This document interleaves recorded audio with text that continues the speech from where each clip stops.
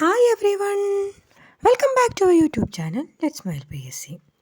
ഇന്ന് ഞാൻ നിങ്ങളോട് സംസാരിക്കാൻ ആഗ്രഹിക്കുന്നത് നമ്മുടെയൊക്കെ ഉള്ളിലെ ഒരു വലിയ ശൂന്യതയെക്കുറിച്ചാണ്. പ്രത്യേകിച്ച് ഒരുപാട് സ്വപ്നങ്ങളുണ്ടായിട്ടും സാഹചര്യങ്ങൾ കൊണ്ട് അത് മാറ്റിവെക്കേണ്ടി വന്നവരോട്. പലപ്പോഴും നമ്മൾ സോഷ്യൽ മീഡിയയിലോ യൂട്യൂബിലോ കാണാറുണ്ട്, രാവിലെ 4 മണിക്ക് എഴുന്നേൽക്കൂ, 8 മണിക്കൂർ പഠിക്കൂ എന്നൊക്കെ പറയുന്ന വീഡിയോകൾ. അത് കാണുമ്പോൾ നമ്മൾ അന്ന് ആവേശഭരിതരാകും. പക്ഷേ ആ വീഡിയോ കണ്ട് ഫോൺ താഴെ വെക്കുമ്പോഴായിരിക്കും യാഥാർത്ഥ്യം നമ്മളെ തുറിച്ചു നോക്കുന്നത്. അപ്പുറത്ത് കുഞ്ഞ് കരയുന്നുണ്ടാകും, അടുക്കളയിൽ പാത്രം കഴുകാൻ ബാക്കിയുണ്ടാകും, നാളത്തെ കറിക്ക് എന്ത് ചെയ്യണമെന്ന ആകുലതയായിരിക്കും മനസ്സിൽ. ആ സമയത്ത് നമുക്ക് തോന്നും, ഇതൊന്നും എന്നെക്കൊണ്ട് പറ്റില്ല, എനിക്ക് എവിടെ പഠിക്കാൻ സമയം കിട്ടുന്നു എന്ന്. സത്യം പറയട്ടെ, ഓരോ രാത്രിയും ഉറങ്ങാൻ കിടക്കുമ്പോൾ ഇന്നും ഞാൻ ഒന്നും പഠിച്ചില്ലല്ലോ എന്നോർത്ത് നീറുന്ന എത്രയോ മനസ്സുകൾ നമ്മൾക്കിടയിലുണ്ട്. ഒരു ബുക്ക് എടുത്ത് 2 വരി വായിക്കാൻ തുടങ്ങുമ്പോഴായിരിക്കും അടുത്ത വിളി വരുന്നത്. ആ ബുക്ക് അവിടെ മടക്കി വയ്ക്കുമ്പോൾ ഉണ്ടാകുന്ന ഒരു നിരാശ, അത് അനുഭവിച്ചവർക്ക് മാത്രമേ മനസ്സിലാകൂ. നമ്മൾ സ്വയം കുറ്റപ്പെടുത്താൻ തുടങ്ങും. ഞാനൊരു മടിച്ചിയാണോ അല്ലെങ്കിൽ മടിയനാണോ, എനിക്ക് ഒന്നിനും കഴിയില്ലേ എന്നൊക്കെ. പക്ഷേ എനിക്ക് നിങ്ങളോട് പറയാനുള്ളത് ഒന്നേ ഉള്ളൂ, നിങ്ങൾ മടിയനോ മടിച്ചിയോ അല്ല. നിങ്ങൾ സാഹചര്യങ്ങളോട് പൊരുതുന്ന ഒരാളാണ്. നിങ്ങളുടെ സമയം നിങ്ങളുടേത് മാത്രമല്ലാത്തത് കൊണ്ടാണ് നിങ്ങൾക്ക് ആ 3 മണിക്കൂർ കിട്ടാത്തത്. നമ്മൾ കാത്തിരിക്കുന്നത് ഒരു പെർഫെക്റ്റ് ടൈമിന് വേണ്ടിയാണ്. എല്ലാം ശാന്തമാകുന്ന, ആരും ശല്യം ചെയ്യാത്ത ഒരു 3 മണിക്കൂർ.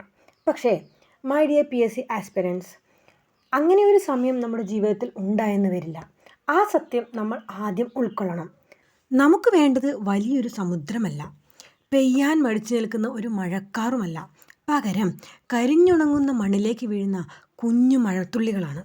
ആ മഴത്തുള്ളികളെയാണ് ഞാൻ പോക്കറ്റ് ടൈം എന്ന് വിളിക്കുന്നത്. നിങ്ങളുടെ തിരക്കുകൾക്കിടയിൽ ഒളിഞ്ഞിരിക്കുന്ന ആ 5 മിനിറ്റുകൾ, ആ 10 മിനിറ്റുകൾ, അവയെ നമുക്ക് സ്വർണ്ണമാക്കി മാറ്റാം.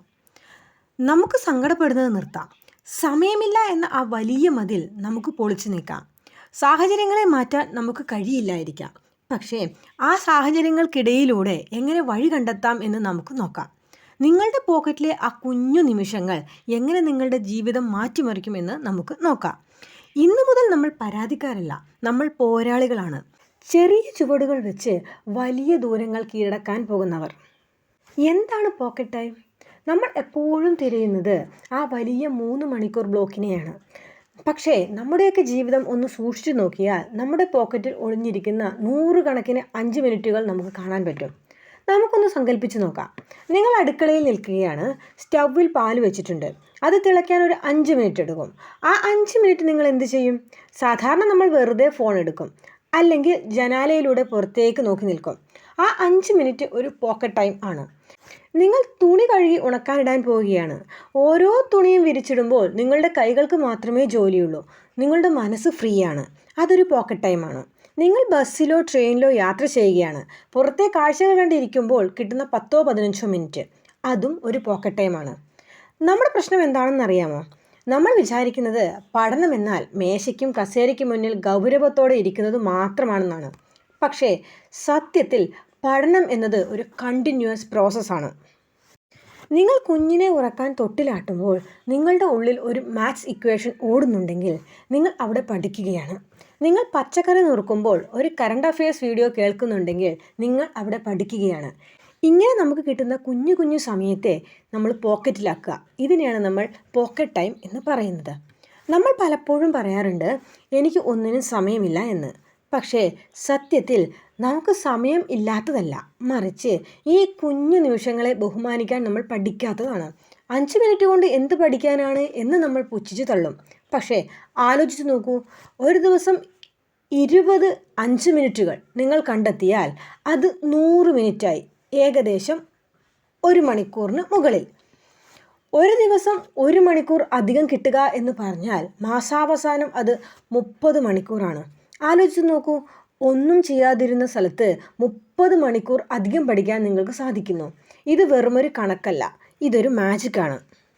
നമ്മൾ ഫോൺ എടുക്കുമ്പോൾ ഓരോ റീൽസ് കഴിയുമ്പോഴും അടുത്തതുകൂടി നോക്കാമെന്ന് വിചാരിച്ച് സമയം കളയുന്ന ആ ശീലം മാറ്റിയാൽ മാത്രം മതി, നമ്മുടെ പോക്കറ്റിൽ ഇഷ്ടം പോലെ സമയം വന്നു നിറയും.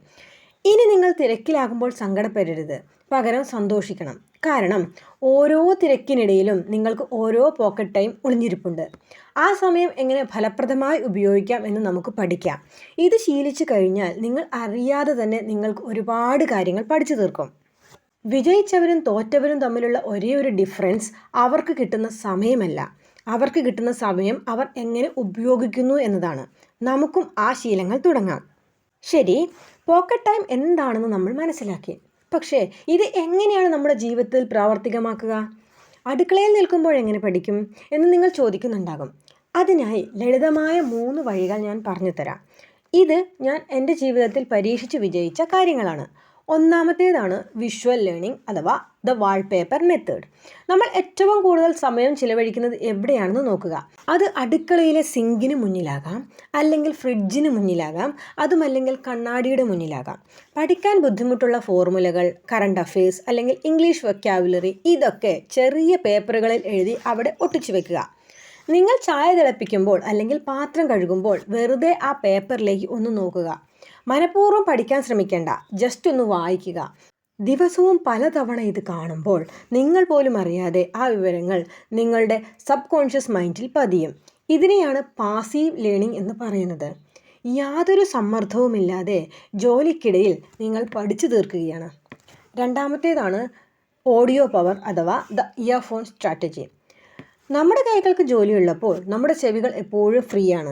വീട് അടിച്ചു വരുമ്പോൾ, തുണി മടക്കുമ്പോൾ അല്ലെങ്കിൽ ബസ്സിൽ യാത്ര ചെയ്യുമ്പോൾ ഹെഡ്സെറ്റ് ഉപയോഗിക്കുക. നിങ്ങൾ പഠിക്കുന്ന ടോപ്പിക്കുകളുടെ ഓഡിയോ ക്ലാസ്സുകൾ കേൾക്കുക. ഇതൊരു ചെറിയ കാര്യമല്ല. ഒരു ദിവസം നിങ്ങൾ 1 മണിക്കൂർ വീട്ടുജോലി ചെയ്യുന്നുണ്ടെങ്കിൽ ആ 1 മണിക്കൂർ നിങ്ങൾ യൂട്യൂബോ നിങ്ങൾ സ്വന്തമായിട്ട് റെക്കോർഡ് ചെയ്ത് വെച്ചിരിക്കുന്ന ഓഡിയോയോ കേൾക്കുകയാണെങ്കിൽ ആ 1 മാസം കൊണ്ട് നിങ്ങൾ ഒരു വലിയ സബ്ജക്റ്റ് തന്നെ തീർക്കും.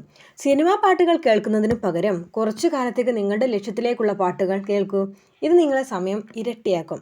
മൂന്നാമത്താണ് വളരെ ഇമ്പോർട്ടൻ്റ് ആയിട്ടുള്ള കാര്യം, ദ 1 ക്വസ്റ്റ്യൻ റൂൾ അഥവാ ദ ഫോൺ ഹാക്ക്. നമ്മൾ പലപ്പോഴും ഫോൺ എടുക്കുന്നത് വെറുതെയാണ്. ഒന്ന് ഇൻസ്റ്റാഗ്രാം നോക്കാം അല്ലെങ്കിൽ ഒന്ന് വാട്സപ്പ് നോക്കാം എന്ന് കരുതി എടുക്കും. ഇവിടെ നിങ്ങൾ നിങ്ങളുടെ നിയമം വെക്കുക. ഓരോ തവണ ഫോൺ എടുക്കുമ്പോഴും ഞാൻ ഒരു പ്രീവിയസ് ഇയർ ക്വസ്റ്റ്യൻ എങ്കിലും നോക്കിയിരിക്കും എന്ന്. പഠനവുമായി ബന്ധപ്പെട്ട ഒരു ഗ്രൂപ്പോ ആപ്പോ നിങ്ങളുടെ ഹോം സ്ക്രീനിൽ വയ്ക്കുക. ഒരു ചോദ്യം പഠിക്കാൻ 10 സെക്കൻഡ് മതി. ഓരോ ദിവസവും നിങ്ങൾ 20 തവണ ഫോൺ എടുത്താൽ 20 ചോദ്യങ്ങൾ നിങ്ങൾ പഠിച്ചു കഴിഞ്ഞു. ആലോചിച്ച് നോക്കൂ, വലിയൊരു ബുക്ക് തുറന്നു വെച്ച് പഠിക്കുന്നതിനേക്കാൾ എത്രയോ എളുപ്പമാണിത്. അടുത്താണ് 4ാമത്തെ രീതി, revision on the go, the mental walk എന്ന് പറയുന്നത്. ഇതൊരു മാന്ത്രിക വിദ്യയാണ്. നിങ്ങളൊരു ജോലി ചെയ്യുമ്പോൾ രാവിലെ പഠിച്ച ഒരു കാര്യം ഓർത്തെടുക്കാൻ ശ്രമിക്കുക. ആ വർഷം എന്തായിരുന്നു നടന്നത് എന്ന്, അല്ലെങ്കിൽ ആ ഇക്വേഷൻ എങ്ങനെയായിരുന്നു എന്ന്. ഓർമ്മ വരുന്നില്ലെങ്കിൽ ഉടനെ പോയി നോക്കണ്ട, ഓർത്തെടുക്കാൻ ശ്രമിക്കുക. ഇത് നിങ്ങളുടെ ബ്രെയിനിനുള്ള പേശികളെ ബലപ്പെടുത്തും. ഇതിനെ ആക്റ്റീവ് റീകോൾ എന്നാണ് സയൻസ് വിളിക്കുന്നത്. നിങ്ങൾ തിരക്കിലാകുമ്പോൾ പോലും നിങ്ങളുടെ ബ്രെയിൻ പഠിച്ചുകൊണ്ടിരിക്കുകയാണ്. സാഹചര്യങ്ങളെ പഴി പറയാതെ ഈ സാഹചര്യങ്ങളെ നമ്മുടെ വിജയത്തിനുള്ള ഇന്ധനമാക്കി മാറ്റാം.